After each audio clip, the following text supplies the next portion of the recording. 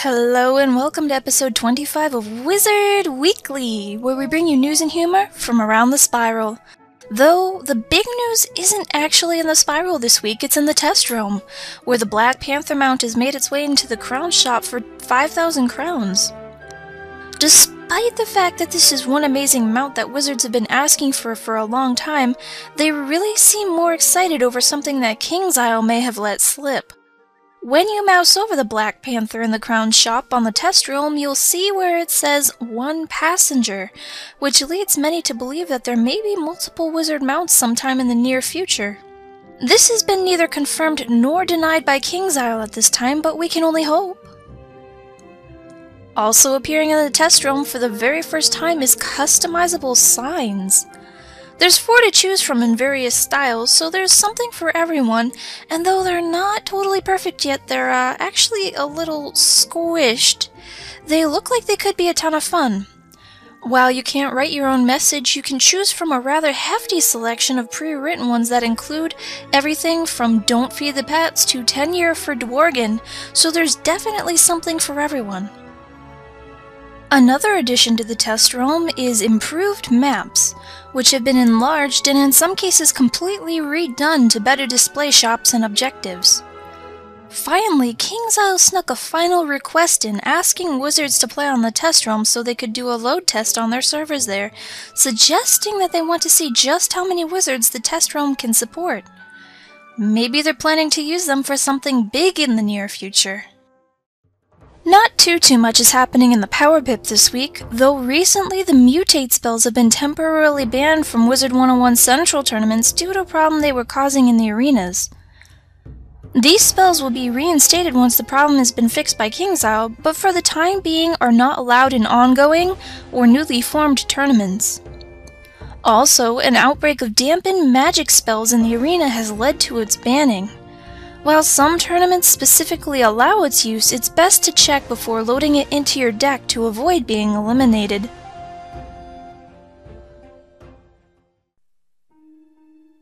Alright guys, so the vote was cast and you decided that you wanted to see my lifehouse on Better Homes and Gardens, so here it is! Now on to letters from the spiral. Just kidding! I wasn't kidding though when I said I was a tree-hugging hippie.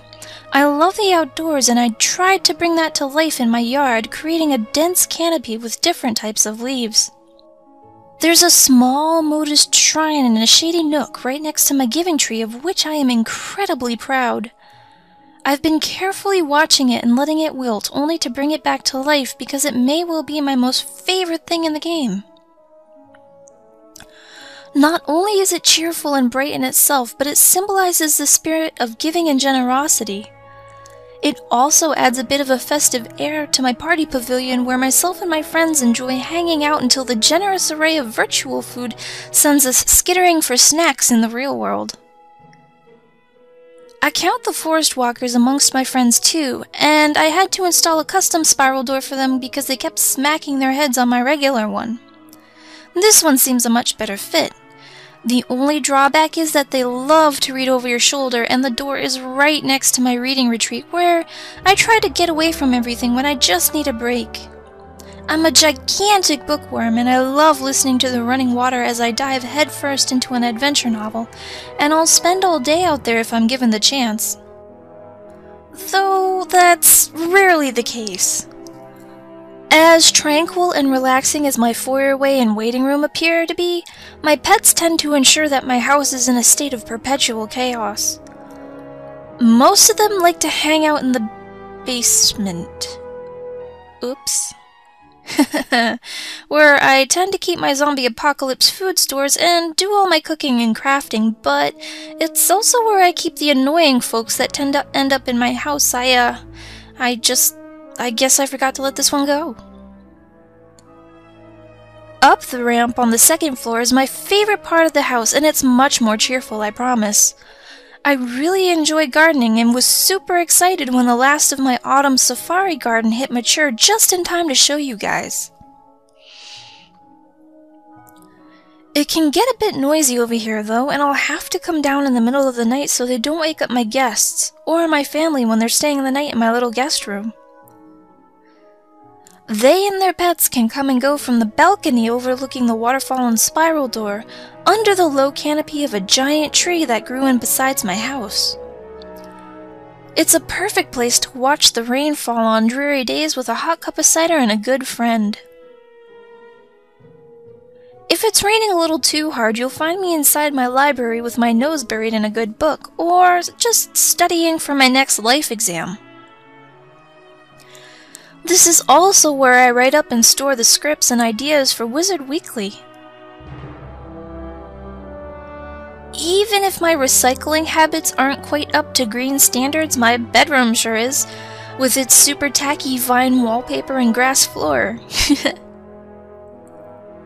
Henry spends a great deal of time up here on his buggy bed while I work on my journal or just play a game. I keep all my trophies from around the spiral in the back corner with books containing some of my more potent spells, right next to the recording equipment for Wizard Weekly. Finally, there's a leafy shrine built around a mannequin wearing my old outfit, which I was too attached to throw away. My house may not have many glitches, and it's very simple, but as I decorated it, I tried to blend together everything that I enjoy with different aspects of my own personality to create something that was realistic, but still super fun to hang out in. A place that reflected who I am. Yep, I'm a giant, crazy, leafy mess. Okay, on to letters from the spiral for real this time, with a letter in from Fireball459 who asks, will we ever be able to buy crowns with gold, like we can buy gold with crowns? It's a pretty sure bet that this will never happen. The problem with a system like this is that if you played hard enough and made enough gold, you can actually get to the point where you can unlock the entire spiral with these crowns for free, which, it's not a bad thing for us, but it would be for KingsIsle because then there would be no real point to subscribing or buying crowns. While a system like this has worked for other games like EVE Online and Spiral Knights, it's because their gold equivalent is really rather hard to come by, and players have to go way out of their way to get that amount of currency. Gold in Wizard 101 is just so easy to make that KingsIsle would have to set the gold price for these crowns at unrealistic heights just so wizards who had that sort of gold couldn't abuse it, and then it really wouldn't help the free-to-play wizards whom would be the ones really utilizing this system. I can also guarantee that if KingsIsle ever did decide to implement a gold for crown system, it would up the number of people in the commons begging for cards by at least 110% because they'd be selling whatever they got at the Bazzar to try and make the gold needed to buy the crowns, and if you hang out in the commons at all, you already know the begging is pretty bad as it is. While we're chatting about money, let's get to a question from AspireMe24 who wrote, should there be a Bazzar in every world? While it is a novel idea, it would be a load of unnecessary work for KingsIsle. Not to say that they're lazy or anything, but they'd first have to create a house or something that fit in with that particular world. They'd have to make room in that world for this building, and then they'd just slap an auctioneer in there, and while it doesn't sound like much, this could take them a couple of days, and that's just on the aesthetics. They would then have to tie in the new Bazzar with the existing ones, so, wizards aren't running all over the place looking for something in different Bazzars, and then they would have to make sure that this Bazzar linked perfectly to each one of the realms in the areas. Like I said, it's an awful lot of work on something that's kind of trivial. I'm not saying that it won't happen one day, but I think KingsIsle would really rather focus their resources, their time and their energy on larger projects like worlds and pets and just fixing existing problems. Will KingsIsle ever take advice from players? Alexander Frostspear wants to know. KingsIsle loves advice from players, but they can only do so much with what they get, and they have to be choosy about which advice they take because if they listened and acted upon everything we said, it would make for a rather messed up game because many players outright demand things without really thinking them all the way through. Rewind a bit to our first question. It seems like a good idea because it makes crowns available to people who don't have access to them for whatever reason, and it makes things that are crowns only a little easier to obtain. It would also give people a reason to play, but it would also open up a whole new door to abuse and begging, and I think in that scenario that there would be more harm done than good. KingsIsle isn't totally shutting the door in your face, though. There is Feedback Friday, and while it's them asking one question a week, they are taking your advice on matters.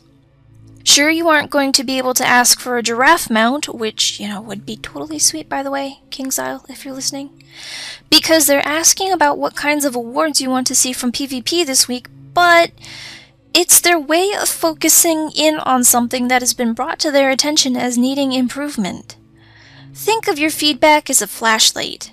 KingsIsle can stand back and let it shine over everything to get a dim view of our wants and needs overall, or they can stand a little closer to our wall of wants and get a better idea of how to improve the game and support them one issue at a time. That's all for this week's Wizard Weekly. Thank you for tuning in, and I hope you have a wonderful weekend. Hey guys, it's Fawny. No verbal typos this week. I got it all in one shot.